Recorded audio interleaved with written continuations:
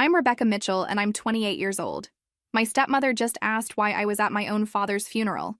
The words hit me like a slap across the face as I stood beside his casket, wearing the black dress I'd bought specifically for this moment I'd been dreading for months. I kept my expression perfectly calm, though my hands trembled slightly as I adjusted the white roses I'd placed on Dad's casket. Instead of answering Diane's question, I simply nodded to the funeral director and took my seat in the front row, the seat I'd reserved for myself as his eldest daughter.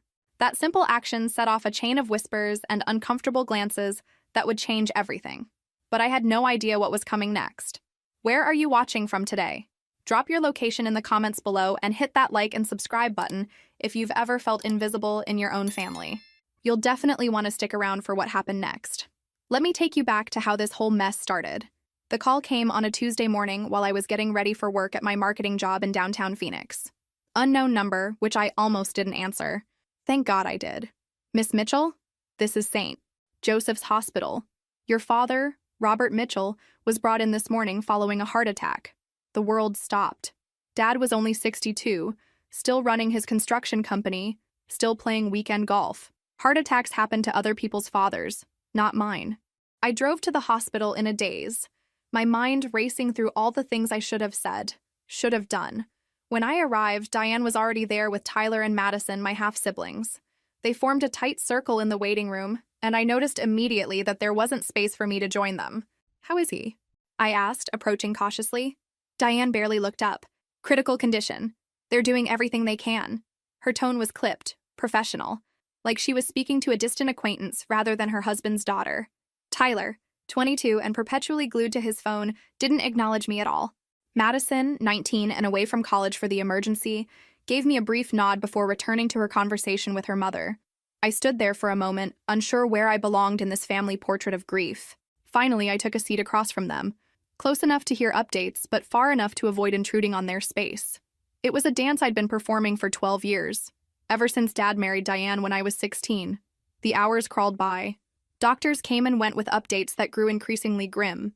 Dad had suffered massive heart damage.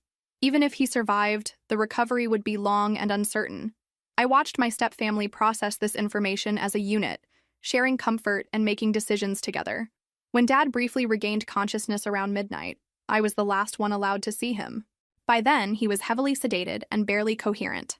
Becca, he whispered, using the childhood nickname that always made me feel like Daddy's little girl again. Promise me something. Anything, Dad. Don't let anyone tell you. His voice faded as the medication pulled him back under. Those were the last words my father ever spoke to me. He died 3 hours later, with Diane holding one hand and me holding the other. In that moment, grief made us equal. But it wouldn't last long. The funeral arrangements revealed just how little input I was expected to have in my father's final goodbye. Diane had already selected the funeral home, planned the service, and written the obituary by the time I arrived at their house the next morning. My name was mentioned once, as survived by daughter Rebecca, after 2 paragraphs dedicated to Tyler and Madison's accomplishments. I thought you might want to add something about Dad's business, I suggested carefully, or maybe mention his volunteer work with Habitat for Humanity. Diane looked at me like I'd suggested dancing on his grave. The obituary is already submitted, Rebecca. We can't make changes now. That was a lie, and we both knew it. But it set the tone for everything that followed. The church was packed for Dad's funeral service. Robert Mitchell had been well-loved in our community, and it showed in the sea of faces that filled every pew. I recognized many of them. Dad's business partners, golf buddies, neighbors we'd known for years. Some even approached me with warm hugs and fond memories of how proud Dad always was of me. But if you didn't know better, you might have thought Robert Mitchell only had 2 children. Diane had positioned herself and her kids in the receiving line, graciously accepting condolences while I stood awkwardly to the side. When people specifically sought me out, Diane's smile never wavered, but I could feel her irritation like heat radiating from a stove. Rebecca, sweetie, Mrs. Henderson from next door grabbed my hands warmly. Your father talked about you constantly. He was so proud of how well you've done for yourself. Before I could respond, Diane smoothly interjected, We're all so proud of our children. Tyler just got promoted at his internship and Madison made Dean's List again. The conversation shifted, as Diane intended. It was masterful, really. The way she could redirect any praise meant for me toward her own children without seeming rude. She'd perfected this technique over 12 years of marriage to my father. I thought back to the day I first met Diane, just 2 years after Mom died. I was 16, still raw with grief, when Dad brought home this polished woman with her perfect blonde hair and her 2 young children. "Kids, I want you to meet someone very special," Dad had said nervously, his hands fidgeting with his car keys. "This is Diane, and these are her children, Tyler and Madison." Tyler was 10 then, a sullen kid who clung to his mother's side and glared at me like I was personally responsible for his parents' divorce. Madison was only 7, sweet and shy, hiding behind her brother. They seemed impossibly young and fragile compared to my teenage awkwardness. Diane had smiled at me with what I later learned was her signature move, warm on the surface, calculating underneath. "Rebecca, your father has told me so much about you. I hope we can be friends." I wanted to hate her immediately, but Dad looked so hopeful, so desperate for this to work. He'd been lonely since Mom died, and I could see how much Diane's attention meant to him. So I swallowed my resentment and tried to be welcoming. "It's nice to meet you," I'd lied, shaking her perfectly manicured hand. The early days of their relationship were actually easier than what came later. Diane was on her best behavior, and Dad was head over heels in love. She'd include me in outings with her kids, compliment my grades, and even ask my opinion on wedding plans. But I should have paid more attention to the small moments. The way she'd forget to set a place for me at dinner parties, how she'd schedule family photos when I was at my part-time job, the subtle corrections when Dad praised my achievements in front of her friends. "Rebecca does well in school," she'd say, "though it's so much harder now than when we were young. The standards are really quite different." Dad never noticed these little digs. He was too busy being grateful that his new wife was making an effort with his difficult teenage daughter. And I was too young to understand that this was just the beginning. The wedding was small but elegant, held in the garden of Dad's house, the house where I'd lived my entire life until that point. I served as a bridesmaid, wearing a pale yellow dress that washed out my complexion, while Tyler served as ring bearer, and Madison scattered rose petals as flower girl. In the wedding photos, you can see the exact moment our family dynamic shifted. Dad and Diane in the center, radiant and happy. Tyler and Madison flanking them like perfect bookends. And me, slightly off to the side, smiling, but somehow separate from the rest of the group. That night, after the guests had gone home and the caterers had cleaned up, I found Dad sitting alone on the back porch where we used to have our best conversations. "Happy wedding day, Dad," I said, settling into the chair beside him. He pulled me into a hug that smelled like his cologne and wedding cake. "I know this is a big change, sweetheart, but you're going to love having siblings. And Diane? She's going to be such a wonderful addition to our family." I wanted to believe him. I really did. But even then, I had a sinking feeling that our family of 2 had just become her family of 4, plus 1. The transition into being a blended family happened gradually, like watching water slowly rise in a bathtub. At first, everything seemed manageable. Then suddenly you realize you're drowning. Diane moved into our house with Tyler and Madison, and suddenly every tradition Dad and I had shared was up for negotiation. Sunday morning pancakes became elaborate brunches that took hours to prepare. Our quiet movie nights turned into family game nights that somehow always featured activities Tyler and Madison excelled at. When I brought home my acceptance letter to Arizona State University, I was bursting with pride. ASU had offered me a partial scholarship for journalism, and I'd worked 2 part-time jobs to save money for the rest of my expenses. "Dad, look!" I practically bounced into the kitchen where he was helping Madison with her homework. "I got into ASU with scholarship money." Dad's face lit up with genuine pride. "Rebecca, that's incredible. We need to celebrate this." But before he could say more, Diane appeared from the laundry room, her expression carefully neutral. "That's wonderful, honey. Of course, ASU isn't really considered a top-tier school, is it? But I'm sure you'll do fine there." The comment hung in the air like smoke from a snuffed candle. Dad frowned slightly but didn't contradict her. Madison looked up from her math problems with confusion. "What's ASU?" she asked innocently. "It's where Rebecca is going to college," Dad explained, his enthusiasm noticeably dampened. "Oh," Madison said, losing interest immediately. "Mom, can you help me with this problem?" Just like that, my moment was over. Diane swooped in to help Madison while Dad quietly returned to reviewing work invoices. My acceptance letter sat on the counter, suddenly feeling less like a victory and more like an awkward interruption. This became the pattern for the next 2 years. Every achievement of mine was met with qualified praise. Every celebration was somehow shared or overshadowed. When I won a writing contest my senior year, Diane mentioned it in the same breath as Tyler making JV soccer. When I graduated as salutatorian, she spent the car ride home discussing Madison's upcoming piano recital.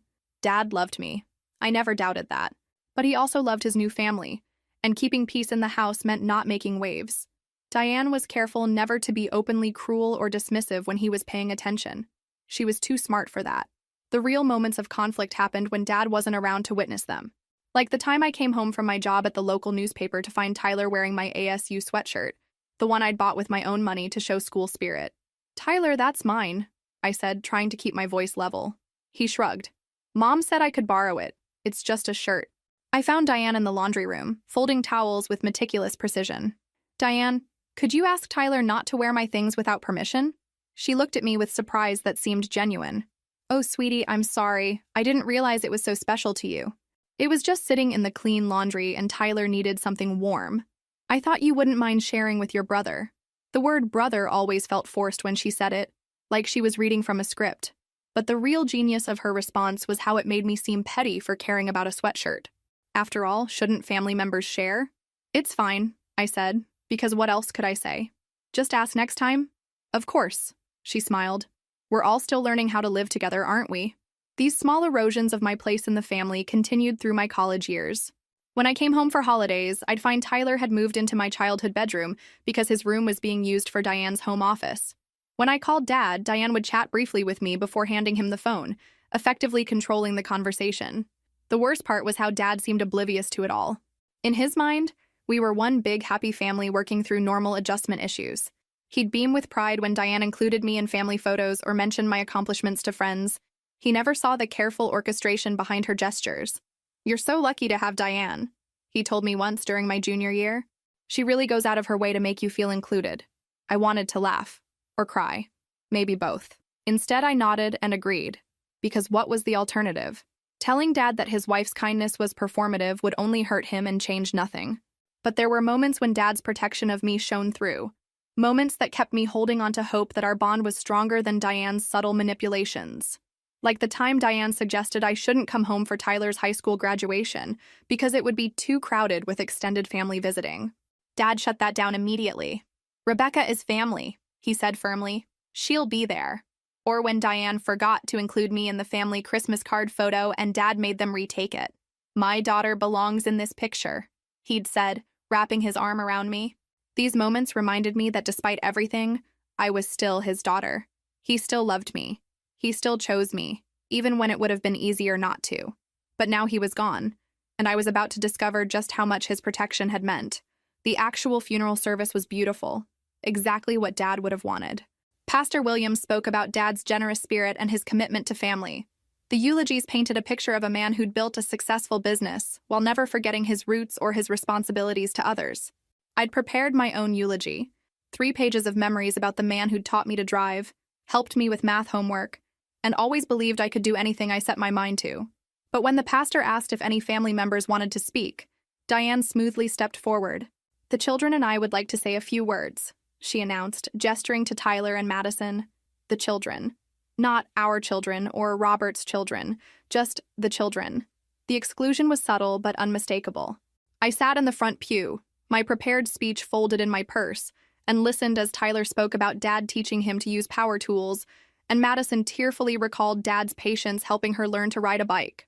Their memories were genuine and touching, and I found myself crying not just for Dad, but for all the shared moments I'd never get to have with him again. As we filed out of the church, several people approached me with condolences and questions about the burial service. That's when I learned that the graveside ceremony was family only, a distinction I apparently didn't qualify for. "I'm sorry, what?" I asked Mrs. Patterson from Dad's office. "Family only? That's what Diane told us," she replied, looking confused. "She said you'd understand." I looked around for Diane and found her near the church entrance, accepting sympathy cards and organizing the logistics for people who wanted to attend the burial. When our eyes met across the crowded church steps, she gave me a small, apologetic shrug. "Rebecca, sweetheart," she approached me with her signature concerned expression. "I know this is difficult, but the cemetery has very limited space, and with Robert's brothers coming in from out of state, his brothers who I haven't seen in 10 years? I asked quietly. "Family is family," she replied, her voice gentle but firm. "I'm sure you understand. You can join us for the reception afterward." The reception. At Dad's house, my childhood home, where I'd need permission to enter my own father's wake. I stood on those church steps, watching my father's casket being loaded into the hearse that would carry him to his final resting place without me, and felt something fundamental shift inside my chest. Grief was still there, overwhelming and raw, but alongside it grew something else. A cold, clarifying anger. "Rebecca," a voice interrupted my thoughts. I turned to see an elderly man in an expensive suit approaching me with purpose.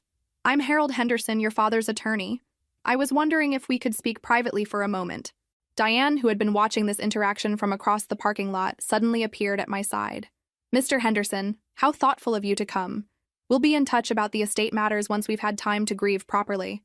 The lawyer's expression remained professionally neutral, but I caught something in his eyes, a flicker of disapproval at Diane's presumption. "Actually, Mrs. Mitchell, I need to speak with all of Robert's children today. I have some urgent matters to discuss regarding his final wishes." "Surely it can wait a few days," Diane pressed, her smile looking increasingly strained. "Today is for saying goodbye." "I'm afraid not," Mr. Henderson said firmly. "Robert was very specific about the timing. I'll need to see Rebecca, Tyler, and Madison at my office tomorrow morning at 10 o'clock. All three of them." I watched Diane's face carefully. For just a moment, her composed mask slipped, and I saw something I'd never seen before. Fear. "Of course," she recovered quickly. "We'll all be there." But Mr. Henderson was looking directly at me now. "Miss Mitchell, it's crucial that you attend personally. Your father left very specific instructions regarding your inheritance." The word inheritance hung in the air like a thunderclap. Diane's smile froze completely. "I'll be there," I said, meeting the lawyer's eyes steadily. As he walked away, I felt Diane studying my face with new intensity. For 12 years, she'd seen me as a manageable inconvenience, easily sidelined and controlled. But now there was something in her expression I'd never seen before, genuine concern about what I might represent.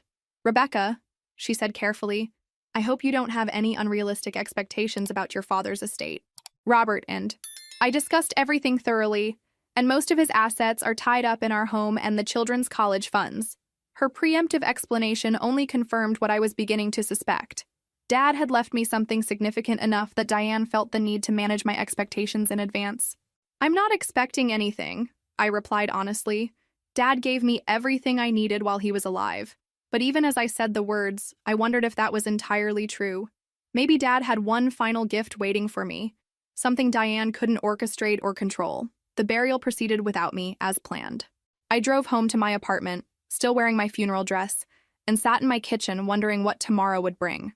For the first time since Dad died, I allowed myself to hope that maybe, just maybe, he'd found a way to protect me even after he was gone. That night, I couldn't sleep. I kept thinking about Dad's last words to me in the hospital. "Don't let them. Don't let anyone tell you." Tell me what? What had he been trying to warn me about? Tomorrow, I would find out. Henderson's law office was exactly what you'd expect from a successful small-town attorney. Dark wood paneling, leather-bound books, and the faint smell of expensive coffee. I arrived precisely at 10 o'clock, wearing my best interview suit and carrying a notebook, though I had no idea what I might need to write down. Diane was already there with Tyler and Madison, occupying the chairs closest to Mr. Henderson's desk like they were claiming territory. Tyler looked hungover and annoyed at being dragged out of bed, while Madison seemed nervous, fidgeting with her purse strap. "Rebecca, good morning." Mr. Henderson stood as I entered. "Please, have a seat. We have quite a bit to cover today." I took the remaining chair, which happened to be directly across from Diane. She gave me a tight smile that didn't reach her eyes. "Before we begin, Mr. Henderson said, settling behind his desk with a thick folder, "I want you all to know that your father spent considerable time updating his will over the past 6 months. He was very thoughtful about his final wishes and very specific about how he wanted his estate distributed." Diane shifted in her chair. "We understand Robert wanted to provide for everyone. He was always so generous." "Indeed he was," the lawyer agreed, opening the folder. "Let me start with the household effects and personal items. Most of Robert's clothing and personal belongings will go to his wife, as is customary.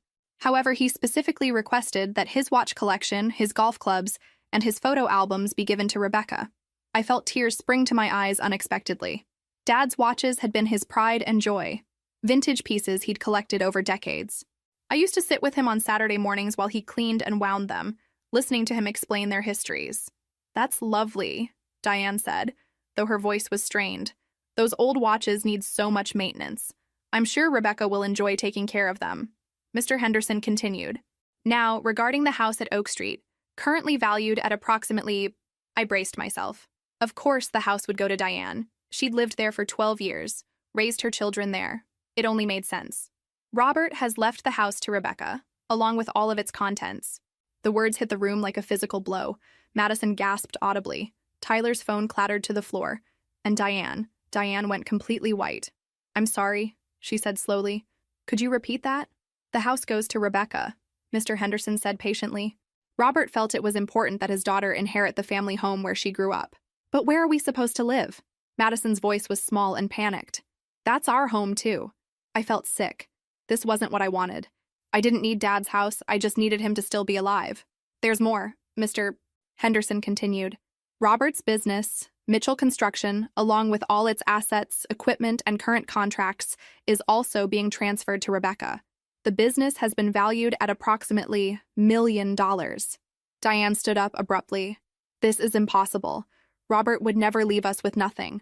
He loved Tyler and Madison like his own children. Please sit down, Mrs. Mitchell. I'm not finished. The lawyer's voice was firm. Robert was very aware of his responsibilities to his minor children. Tyler and Madison will each receive dollars for college expenses to be held in trust until they turn 21. Additionally, Diane, you will receive $dollars and a life insurance payout of $. That's not enough. Diane's voice was barely a whisper. How are we supposed to survive on that? The house payments alone are $, a month. Mr. Henderson looked at her with something that might have been sympathy. Robert assumed the house would no longer have mortgage payments, since he'd paid it off completely last year. However, I understand you refinanced the property 6 months ago? The silence that followed was deafening. Diane sank back into her chair, her face cycling through emotions I couldn't quite read. Shock, fear, and something that looked almost like guilt. Why don't we talk about the specific terms? Mr. Henderson continued. Rebecca, your father was very clear that you should take possession of the house and business immediately. However, he also wanted to ensure that Tyler and Madison could finish their school year without disruption.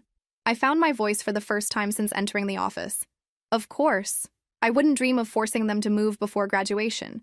Additionally, the lawyer said, Robert hoped you might consider offering Diane temporary residence in the house while she makes other arrangements. He suggested 3 months would be appropriate. 3 months. I looked across at Diane, who was staring at her hands in her lap. The woman who had spent 12 years making me feel like an outsider in my own home was now going to be my house guest.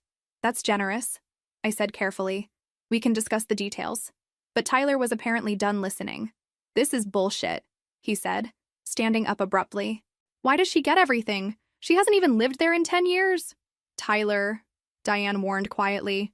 No, Mom, this isn't fair. Dad always said we were his kids too. He always said we were all equal. He turned to me with undisguised hostility. You probably manipulated him somehow. You probably convinced him to change his will. That's enough. Mr. Henderson's voice cut through the room like a whip. I will not tolerate accusations in my office. Your stepfather's will was written with full legal consultation and witnessed appropriately. There was no manipulation involved. Madison was crying now, quiet tears streaming down her face. I don't understand. Why didn't Daddy love us enough? And there it was. The question that was breaking my heart too. Because despite everything, despite Diane's years of subtle exclusion and manipulation, I had genuinely cared about Tyler and Madison. They were innocent kids caught in an adult situation they didn't create. He did love you, I said softly. This isn't about love. This is about... I paused, trying to find words that were honest but not cruel. This is about family legacy. The house has been in Dad's family for 40 years. The business has his name on it. It was true, but it wasn't the whole truth. There was something else here. Something in the deliberate way Dad had structured this inheritance that felt like a message. But what was he trying to tell me? As we left the lawyer's office, I realized my life had just changed completely. I was now a business owner, a homeowner, and responsible for somehow managing a family situation that had just exploded into a million pieces. But more than that, I was beginning to understand that Dad's final gift wasn't just an inheritance. It was freedom, and the power to finally set the terms of my own relationships with these people who had never quite accepted me as family. The drive back to Dad's house, my house now, I had to keep reminding myself, was surreal. I followed Diane's car through neighborhoods I'd known since childhood, past the elementary school where I'd learned to read and the park where Dad taught me to throw a curveball.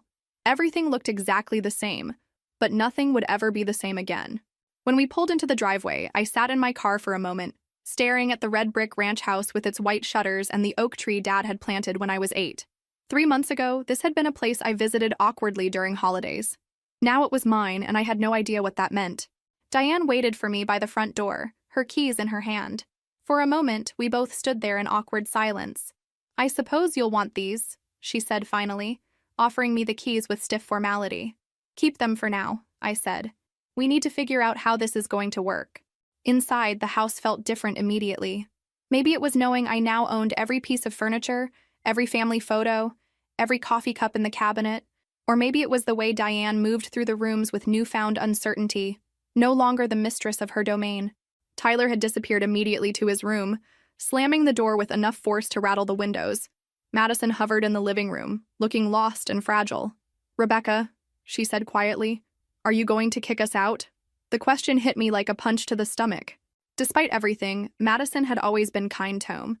She was just a kid who'd lost the only father she'd ever known, and now her world was falling apart. "No, sweetie," I said, sitting down beside her on Dad's old recliner. "Your mom is right that we need to figure out living arrangements, but nobody's getting kicked out. This is your home, too." She looked at me with those big eyes that reminded me so much of Tyler at that age, before adolescence and Diane's influence had turned him against me. "Mom says you hate us," she whispered. I glanced at Diane, who was standing in the kitchen doorway, her face carefully neutral. Of course she'd said that. Of course she'd poisoned the well in advance. "I don't hate you, Madison," I said honestly. "I've never hated any of you. Sometimes families are complicated, but that doesn't mean we don't care about each other." Diane moved closer, her expression calculating. "Rebecca, I think we need to discuss the practical matters. The mortgage payment, utilities, property taxes, they're all due within the next few weeks." I looked at her carefully. "I thought Dad paid off the house last year." Her face flushed slightly. "Well, yes, but we refinanced to help with some unexpected expenses. Tyler's college prep courses, Madison's piano lessons, some medical bills. Medical bills. I made a mental note to ask Mr. Henderson about that later. "How much is the monthly payment?" I asked. $2,800, she said, watching my face for a reaction. I did the math quickly. Even with my marketing salary, that was more than I could afford long-term, especially with a business to run and property taxes to pay. Dad had left me assets, but I was going to need time to figure out how to make them profitable. "Okay," I said slowly. "Here's what I propose. You can stay in the house rent-free for 3 months like Dad suggested, but I'll need you to cover utilities and groceries during that time. That gives us all time to adjust and make plans." Relief flooded Diane's face. "That's very generous. After 3 months, we'll reassess. Maybe you'll have found another place by then, or maybe we'll work out a different arrangement." What I didn't say was that 3 months would also give me time to understand what I'd inherited and why Dad had structured things the way he had. There were too many questions, too many pieces that didn't quite fit. "Can I ask you something?" I said to Diane. "When Dad was in the hospital, he started to tell me something. He said, 'Don't let them tell you.' And then he couldn't finish. Do you know what he might have meant?" Diane's expression shifted almost imperceptibly, a flicker of something that was gone too quickly for me to identify. "I have no idea," she said. "He was heavily medicated. It could have been anything." But something in her tone suggested otherwise. Something in the way she avoided my eyes told me that Dad's unfinished warning had been very specific indeed. That evening, after Tyler and Madison had gone to their rooms and Diane had retreated to what used to be her master bedroom, I sat alone in Dad's study. His desk was exactly as he'd left it. Legal pads covered with notes about upcoming construction projects, his reading glasses folded beside his computer, a coffee mug with his company logo that still held the faint ring of his last cup. I opened the desk drawers one by one, not really sure what I was looking for. In the bottom drawer, I found a manila folder labeled "Rebecca Important" in Dad's familiar handwriting. Inside were copies of documents I'd never seen before. Bank statements showing regular transfers of money to an account I didn't recognize. Insurance policies I didn't know existed. And most intriguingly, a series of printed emails between Dad and someone named David Morrison at Morrison Investigations. The emails were dated from the past 6 months, and their subject line made my blood run cold. Background check, Diane Mitchell. Dad had been investigating his own wife, and based on the final email in the stack, dated just 2 weeks before his death, he'd discovered something that changed everything. I heard footsteps in the hallway and quickly closed the folder, slipping it into my purse. Whatever Dad had learned about Diane, whatever he'd been trying to warn me about in the hospital, I was going to find out. But first, I needed to understand exactly what kind of game I'd just inherited, and what rules Diane had been playing by all these years. Tomorrow I would call David Morrison. Call David. Tonight I would sleep in my childhood bedroom and try to process the fact that my entire life had just shifted on its axis. One thing was becoming clear, though. Dad's inheritance wasn't just about money or property. It was about truth. And after 12 years of being the outsider in my own family, I was finally going to learn what had really been going on behind all those perfect smiles and careful manipulations. Have you ever inherited more than you bargained for? Sometimes the most valuable legacy isn't what's in the will. It's what you discover afterward. The next morning, I called David Morrison before I lost my nerve. His voice was gravelly, professional, exactly what you'd expect from a private investigator. "Miss Mitchell," he said when I identified myself, "I was wondering when I'd hear from you. Your father said you might call after Mr. Morrison, I found emails between you and my dad. He was investigating Diane." "He was, and what I found—" He paused. "This isn't something we should discuss over the phone. Can you meet me this afternoon? There's a lot you need to know." We arranged to meet at a diner across town, far from any chance of running into Diane or her kids. I spent the morning at Mitchell Construction, meeting with Dad's foreman, Jim Rodriguez, and trying to understand what I'd inherited. "Your dad was a good man," Jim told me as we walked through the current job sites.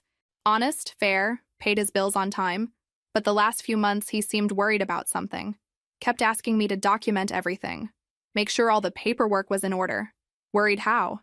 Like he thought someone might be checking up on him, or maybe checking up on someone else." Jim gave me a meaningful look, if you know what I mean. I was beginning to understand that Dad's investigation into Diane hadn't been subtle. People had noticed his changed behavior, his sudden attention to documentation and legal details. At 2 o'clock, I sat across from David Morrison in a vinyl booth that had seen better decades.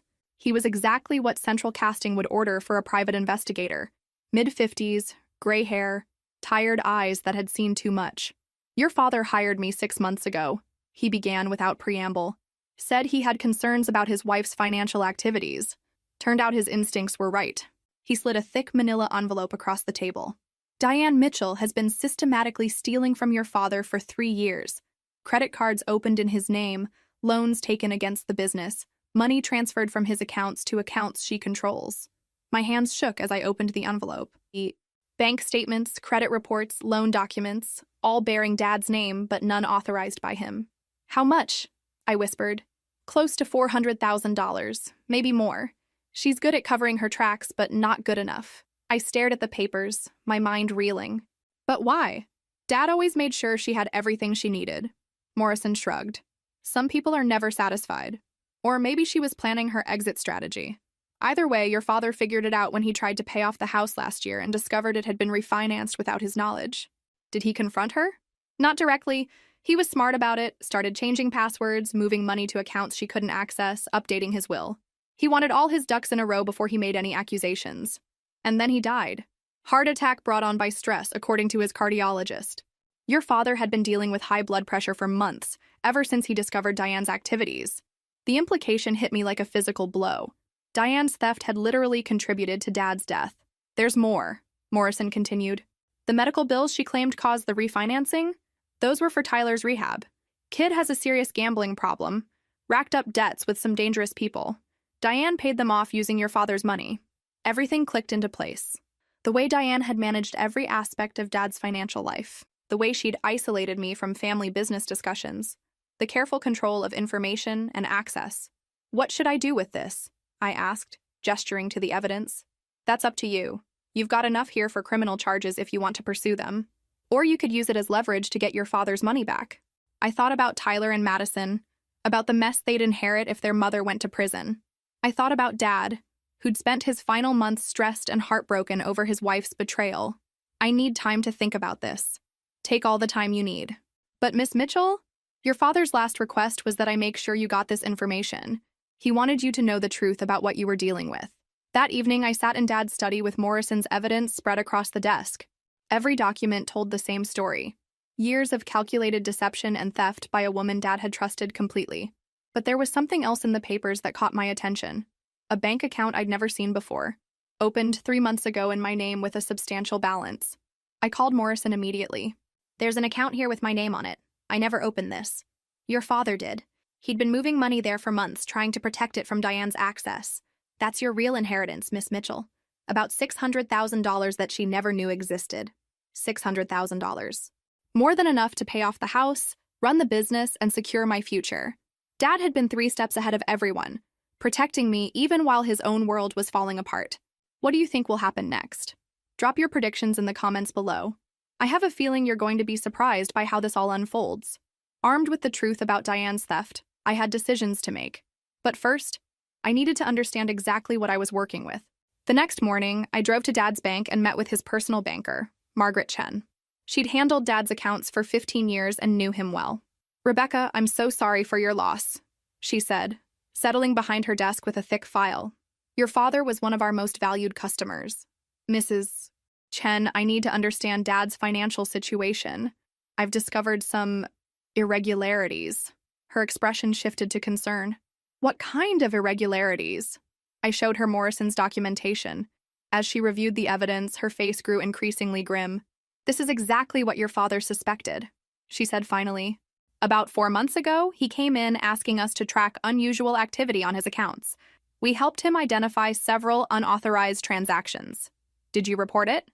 Your father asked us not to, said he wanted to handle it privately, but he did take steps to protect his assets." She opened her computer. "He moved substantial funds to an account with only your name on it. He also set up automatic transfers from his business accounts to ensure ongoing protection. I learned that Dad had been even more thorough than I'd realized.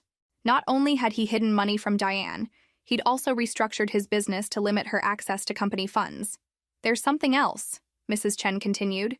"Your father left instructions for us to present you with this safety deposit box key after his death. The box contained more evidence of Diane's theft, but also something unexpected.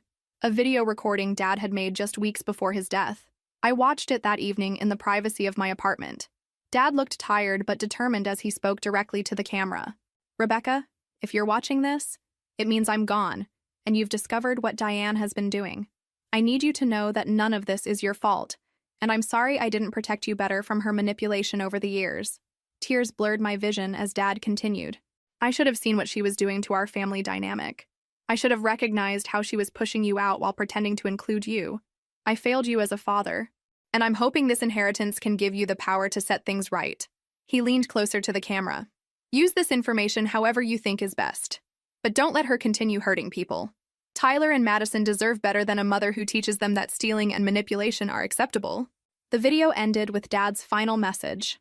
"I love you, sweetheart. You've always been stronger than you knew." I cried until my chest ached, grieving not just for Dad, but for all the years we'd lost to Diane's careful orchestration of our family dynamics.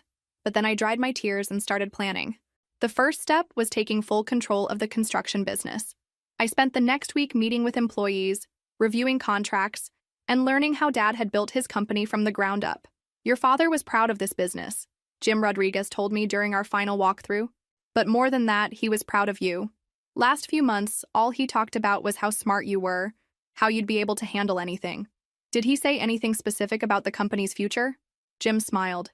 "He said you'd probably modernize everything, bring it into the 21st century. Said that's exactly what it needed." I spent evenings studying business management articles and construction industry reports. Dad had built a solid foundation, but there were opportunities for growth.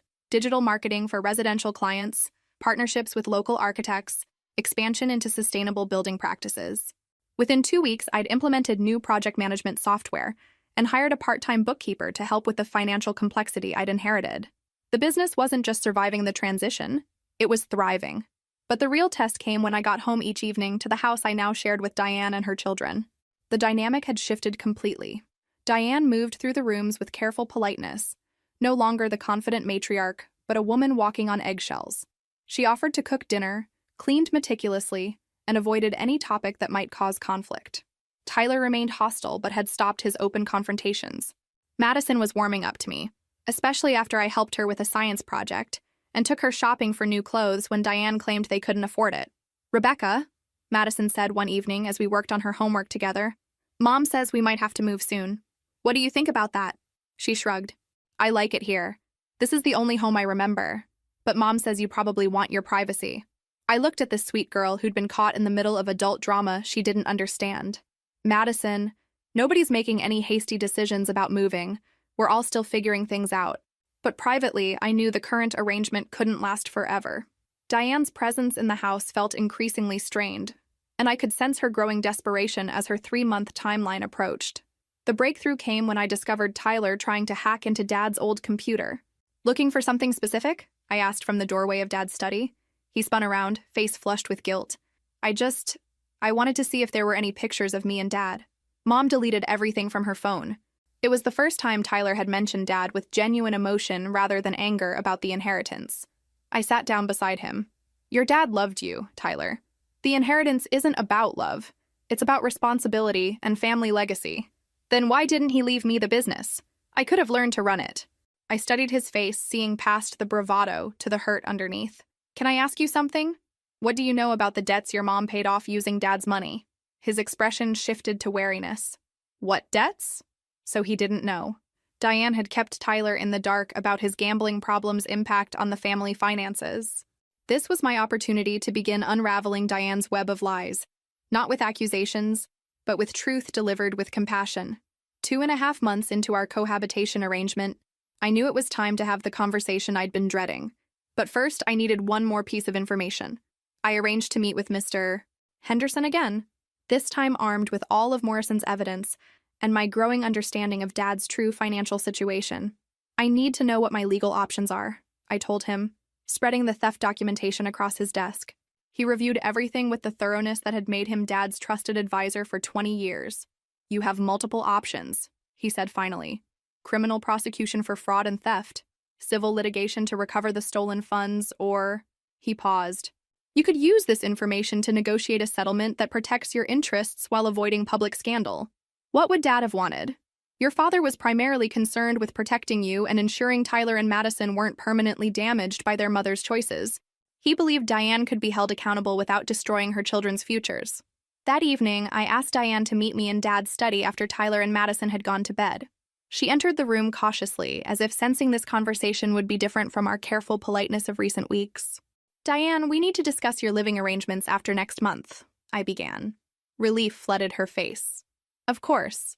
I've been looking at apartments, but with the kids' school situation, before we talk about the future, we need to address the past." I opened Morrison's file. "I know about the theft, Diane. All of it." The color drained from her face so quickly I thought she might faint. She sank into the chair across from Dad's desk, her hands trembling. "I don't know what you think you know, but $400,000. I kept my voice level. Credit cards, loans, refinancing the house, all using Dad's identity without his permission."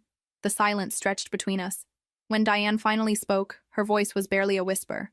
"He never noticed before. He trusted me to handle the finances, and things got complicated." "Tyler's gambling debts?" She nodded miserably. "Those people he owed money to, they were threatening him. I couldn't let anything happen to my son." I felt a flicker of sympathy despite everything. Whatever Diane's faults, her love for her children was genuine. "Dad knew," I continued. "He'd been investigating for months before he died. The stress from discovering your betrayal contributed to his heart attack." Diane's face crumpled. "I never meant I was going to pay it all back. I had a plan." "What plan?" She looked up at me with desperate honesty. "The life insurance money. I was going to use it to cover everything, make it right. But then the will reading happened, and I realized..." "You realized Dad had outsmarted you." She nodded, tears streaming down her face. "I know you have every right to have me arrested. I know I destroyed your family and caused Robert's death. But please, please don't punish Tyler and Madison for my mistakes." There it was. The moment I'd been building toward for months. Diane was completely vulnerable, completely at my mercy. I could destroy her life with a single phone call to the police. Instead, I surprised us both. "I'm not going to have you arrested, Diane. But we are going to settle this, and you're going to follow my terms, exactly." Hope flickered in her eyes. "Anything. Whatever you want." I pulled out a contract I'd had Mr. Henderson prepare. "You're going to sign over any claim to Dad's estate beyond what the will specified. You're going to repay the stolen money through a structured plan. And you're going to move out of this house within 30 days. She read through the document with growing relief. The repayment plan was aggressive but manageable, especially with the life insurance money she'd receive. "There's one more thing," I continued. "Tyler needs real help for his gambling addiction. I've arranged for him to start counseling with a specialist who deals with young adults. If he refuses treatment or relapses, our agreement is void. He'll do it, Diane said quickly. I'll make sure he understands. No, Diane. You won't make him do anything anymore. He's going to choose recovery because he wants it, not because you manipulated him into it. She flinched at the word manipulated, but nodded agreement. Where will we live? I found you a nice 3-bedroom rental across town. First month's rent is paid, security deposit covered. After that, you're on your own. I slid another document across the desk. I'm also offering you a job. Her eyes widened in shock. A job? Administrative assistant at Mitchell Construction. $25 an hour, health benefits, 2 weeks vacation. You'll report directly to me. I don't understand. Why would you? Because Tyler and Madison need stability. Because you have skills that could benefit the business. And because Dad believed in second chances for people who earned them. Diane stared at the job offer like it was written in a foreign language. You're giving me a chance to rebuild? I'm giving you a chance to prove you've learned from your mistakes. But Diane? I leaned forward, making sure she understood. This is your one opportunity.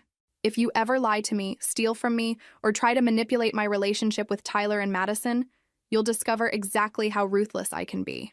The woman who had spent 12 years making me feel like an outsider in my own family nodded with humble gratitude.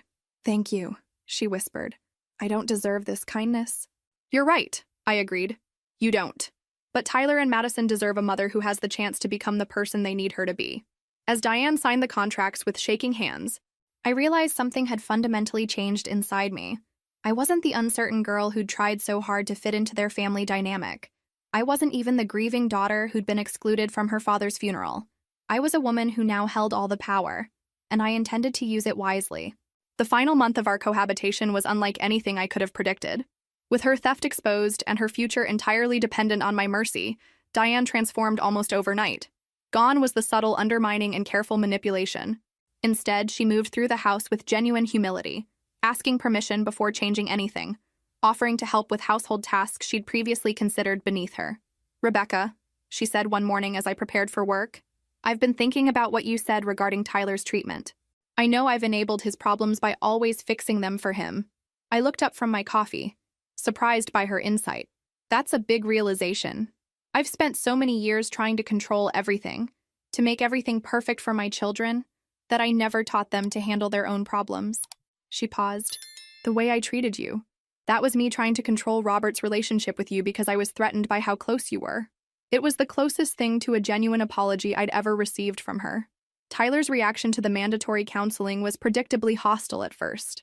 But when I explained that his gambling debts had cost Dad nearly $100,000 and contributed to his death, something shifted in him. I killed him? Tyler's voice was small, devastated. You didn't kill anyone, I said firmly.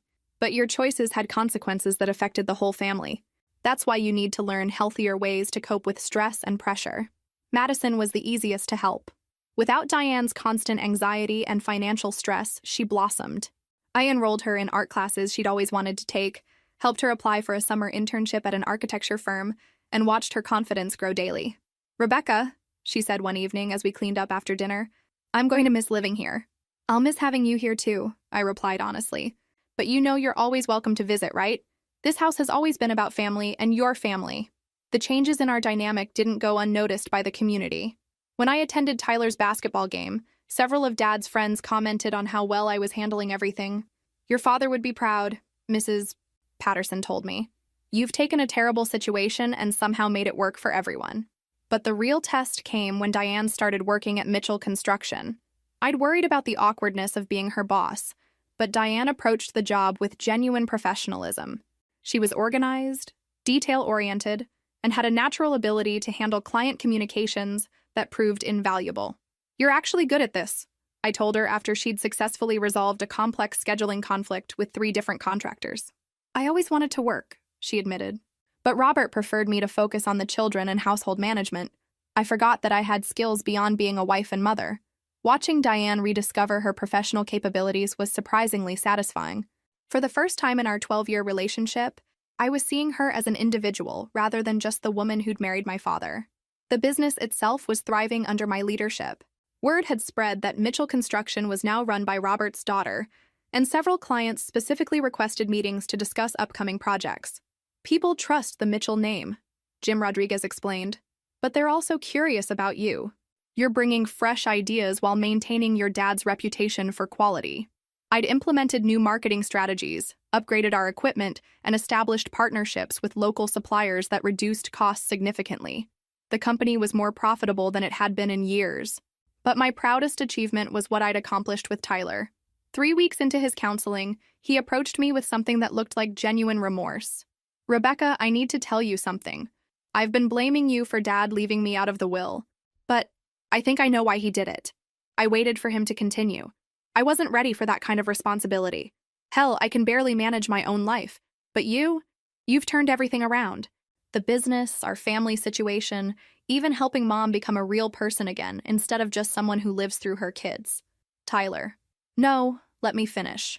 I was angry because I thought Dad didn't believe in me. But now I think he was protecting me and trusting you to take care of all of us until we could take care of ourselves. It was the most mature insight I'd ever heard from Tyler, and it gave me hope for his future.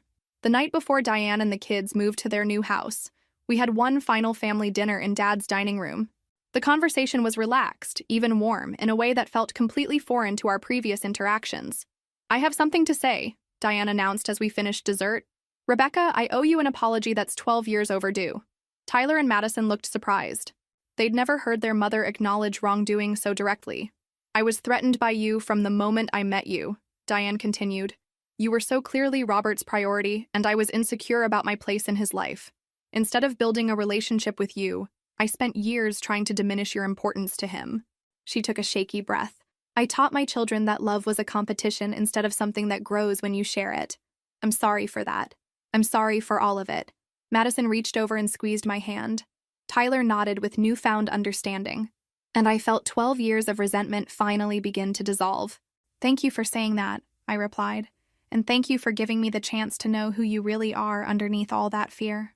As we cleared the table together for the last time, I realized Dad's inheritance had given me something more valuable than money or property. It had given me the power to transform not just my own life, but the lives of everyone around me. Tomorrow, they would start their new chapter. And so would I. 6 months after Dad's death, I was running Mitchell Construction successfully, had transformed my relationship with my stepfamily, and was living comfortably in the house where I'd grown up. Everything should have been perfect. But I kept thinking about Dad's warning in the hospital. "Don't let them tell you." Tell me what? I'd uncovered Diane's theft, addressed the family dynamics, and secured everyone's future. What else was there? The answer came from an unexpected source. I was cleaning out the last of Dad's personal files when I found a letter addressed to me, hidden inside an old construction manual. The envelope was marked, "Open only if something happens to me." Inside was a single page in Dad's handwriting. "Rebecca, if you're reading this, it means I didn't have the chance to tell you everything in person. Diane's financial theft was only part of the problem. She's been working with someone else, someone who's been targeting our family for years. Check the storage unit on Miller Road, unit. The key is taped under my workbench. Be careful who you trust. Dad." A storage unit I didn't know existed. A conspiracy involving more than just Diane's desperation about Tyler's debts. I found the key exactly where Dad had said it would be. That afternoon, I drove to the Miller Road facility with my heart pounding. Unit contained boxes of documents dating back 15 years, financial records, photographs, private investigator reports that predated Morrison's work. As I opened the first box, I began to understand the scope of what Dad had discovered. Diane hadn't been working alone. Her sister Christine, who lived in California and rarely visited, had been the mastermind behind a sophisticated identity theft scheme targeting widowed men with substantial assets. The pattern was chilling in its consistency. Christine would identify wealthy widowers through online research, then orchestrate chance meetings between them and women she recruited as accomplices. These women would marry their targets, gain access to financial accounts, and systematically drain their assets while maintaining perfect facades as devoted wives. Dad wasn't their first victim, or their only current one. The files contained evidence of at least 6 other men who'd been targeted over the past decade. Some had died under suspicious circumstances. Others had been bankrupted and abandoned once their usefulness ended. My hands shook as I read Dad's notes. He'd been investigating this network for months after discovering Diane's theft, trying to understand how she'd learned such sophisticated financial manipulation techniques. The most damning evidence was a recorded phone conversation between Diane and Christine from just weeks before Dad's death. "The old man is getting suspicious," Diane's voice said. He's been asking too many questions about the house refinancing. Then it's time to accelerate the timeline, Christine replied coldly. Remember what happened with the Phoenix job? We can't afford another exposure. What about Rebecca? She's always been a problem, and now she's asking questions about his will. Rebecca won't be an issue much longer. Once the inheritance goes through probate, we'll contest it. I've already got the grounds prepared. Claims of undue influence, questions about his mental capacity in his final months. My blood turned to ice. They'd been planning to steal Dad's entire estate, using his death as an opportunity to eliminate me from the family permanently. But there was more. Dad had also discovered that Tyler's gambling debts weren't random misfortune. They'd been orchestrated. Christine had arranged for Tyler to be targeted by professional gamblers who deliberately encouraged his addiction and inflated his debts to create a financial crisis Diane could exploit. Tyler had been victimized just as much as Dad, maybe more. I sat in that storage unit for hours, reading through evidence of a crime network that had destroyed families across 3 states. Dad had been building a case to bring them all down, but he'd died before he could act on it. Now that responsibility fell to me. But first, I needed to know if Diane was still actively involved in the scheme or if her transformation over the past months had been genuine. That evening, I called Morrison and arranged an emergency meeting. When I showed him Dad's hidden evidence, his expression grew grim. "This is much bigger than what I uncovered," he said. "Your father was building a federal case. This kind of organized fraud crosses state lines, involves multiple victims. The FBI would be very interested in this information. What about Diane? Do you think she's still working with her sister?" Morrison pulled out his phone. "Let me make some calls. I've got contacts who can check recent communications, travel records, financial activity." 2 hours later, he had answers that changed everything. "Diane's been clean since your father's death," he reported. "No contact with Christine, no suspicious financial activity, no attempts to access accounts she shouldn't. Either she's the most careful criminal I've ever seen, or she's genuinely reformed. And Christine? Still active. She's currently working a target in Denver, a retired engineer who lost his wife last year. Based on the timeline, she's probably 6 months into the relationship. I thought about Madison's art classes, Tyler's progress in counseling, Diane's genuine remorse and hard work at the company. Had their transformation been real? Or was I being manipulated on a level even more sophisticated than I'd imagined? There was only one way to find out. The next morning, I walked into Mitchell Construction and asked Diane to join me in my office. I closed the door and placed a copy of the storage unit files on my desk. "I need you to tell me about your sister, Christine," I said quietly. Diane's face went white. She sank into the chair across from my desk, her hands trembling. "How much do you know?" she whispered. "Everything. The question is whether you're still involved in her schemes, or if you've truly changed like I thought you had." For a long moment, Diane stared at the files with an expression of absolute terror. When she finally looked up, there were tears in her eyes. "Christine is why I did it all," she said. "She had information about my first marriage, about things I'd done before I met Robert. She blackmailed me into helping her." "What kind of information?" Diane's voice dropped to barely audible. "When Tyler's father left us, I was desperate. Christine convinced me to help her with one of her schemes. Just once, she said, to get back on my feet. I was young and stupid and terrified of being homeless with 2 small children. The confession poured out of her, like poison finally being expelled from her system. Christine had used Diane's one moment of desperation to control her for years, threatening to expose her past and destroy her marriage to Dad if she didn't cooperate. "Every dollar I took from Robert, Christine took half," Diane continued. "She said it was payment for keeping my secrets. But after Robert died, after I saw what I'd become, I cut all contact with her. I changed my phone number, blocked her emails, everything. She doesn't know about our arrangement? About you working here? No. As far as Christine knows, I'm still grieving and struggling financially. I haven't told her anything about how you've helped us rebuild." I studied Diane's face carefully, looking for signs of deception. Instead, I saw exhaustion, relief, and something that looked like hope. "Diane, I'm going to ask you to do something that might be dangerous, and you have every right to say no." She straightened in her chair. "What do you need?" "I need you to help me bring down your sister's entire operation. And that means pretending to be the person you used to be just long enough to gather evidence." Diane didn't hesitate. "Whatever it takes. Christine has destroyed enough families. It's time for it to end." And with that decision, our partnership became something neither of us had ever expected. A collaboration to deliver the justice Dad had been working toward when he died. The plan Morrison and I developed was risky but elegant. Diane would reestablish contact with Christine, claiming financial desperation and begging to be included in her sister's current scheme.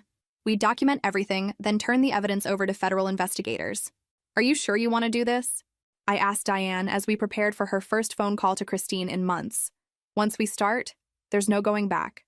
Rebecca, my sister has been destroying families for years. She used my children as leverage to force me into betraying the man I loved. It's time for her to face consequences. The phone call was scheduled for that evening. Morrison had arranged for recording equipment, and federal agents were standing by to monitor the conversation. When Diane dialed Christine's number, her hands were steady. The woman who answered was clearly surprised to hear from her. Diane? Where have you been? I've been trying to reach you for months. I've been struggling, Christine. The inheritance didn't work out like we planned. Rebecca got everything, and I'm barely surviving. I listened as Diane masterfully played the role of the desperate woman she used to be. She begged Christine for another chance, claimed she needed money urgently, and expressed willingness to relocate to help with the Denver operation. Christine's response revealed the true scope of her criminal network. I've got 3 active situations right now, she said. Denver is almost ready for harvest, but I could use help with the Phoenix restart and the new opportunity in Portland. Can you travel? Yes, anything. I need this to work, Christine. Good. But Diane? This time, you follow my instructions exactly. Your emotional attachment to that construction worker nearly ruined everything. These men are marks, not love interests. The casual cruelty in Christine's voice made my stomach turn. Dad had been nothing more than a target to her, a means to an end in a game she'd played dozens of times. Over the next 2 weeks, Diane fed Christine carefully crafted information while federal investigators built their case. We learned about bank accounts in multiple states, false identities, and a network of women Christine had recruited to target vulnerable widowers. The breakthrough came when Christine sent Diane detailed instructions for accessing the Denver target's financial accounts. The electronic trail of these communications provided exactly the evidence federal prosecutors needed. We've got enough for multiple federal charges, Agent Martinez told us during our final briefing. Wire fraud, identity theft, elder abuse, conspiracy. Christine and her accomplices are looking at serious prison time. What about Diane? I asked. She was a victim too, in many ways. Ms. Mitchell's cooperation has been invaluable. Given that she was coerced into participation and has provided full assistance with our investigation, we're recommending immunity in exchange for her testimony. The raids happened simultaneously across 3 states. Christine was arrested in Denver, along with 2 accomplices. Bank accounts were frozen, victims were identified, and a criminal network that had operated for over a decade was finally dismantled. Tyler and Madison learned about their aunt's arrest through news reports. Their reactions revealed how much they'd both grown over the past year. I can't believe Aunt Christine was using us, Madison said, her voice a mixture of sadness and anger. She knew about Tyler's gambling problems and made them worse on purpose. Tyler's response was more complex. I keep thinking about all the ways this could have gone differently. If Dad hadn't been so smart about protecting Rebecca, if Rebecca hadn't been strong enough to help us instead of destroying us, we could have lost everything. 3 months later, I stood in the cemetery where Dad was buried, carrying fresh flowers and a newspaper clipping about Christine's conviction. She'd been sentenced to 15 years in federal prison. We got them, Dad, I said quietly, placing the flowers on his grave. All of them. I thought about the journey that had brought me to this moment. 6 months ago, I'd been the excluded daughter at her father's funeral. Now I was a successful business owner, had rebuilt my relationship with my stepfamily, and had helped bring down a criminal network that had victimized dozens of families. But more than that, I'd discovered who I really was when given the power to choose my own path. Diane approached from across the cemetery carrying her own flowers. We'd developed an unexpected friendship built on shared experience and mutual respect. How are you feeling? She asked, joining me beside Dad's headstone. Proud, I said. I think Dad would be proud too. He would be. You took an impossible situation and somehow made it work for everyone. She paused. I've been thinking about what he was trying to tell you in the hospital. Don't let them tell you. What do you think he meant? Don't let them tell you that you don't belong. Don't let them tell you that you're not strong enough. Don't let them tell you who you are. Diane smiled. You've spent your whole life proving those people wrong. As we walked back to our cars together, I reflected on the unexpected gift Dad's inheritance had given me. Not just financial security or property ownership, but the power to redefine my relationships on my own terms.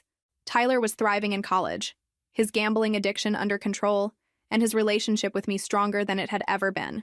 Madison had been accepted to her dream art school with scholarship money I'd helped her apply for. Diane had become not just an employee, but a trusted partner in growing Dad's business. We weren't the perfect blended family Dad had always hoped for. We were something better. People who'd chosen to care about each other despite our complicated history. That evening, I sat in Dad's old study, my study now, reviewing contracts for Mitchell Construction's latest project.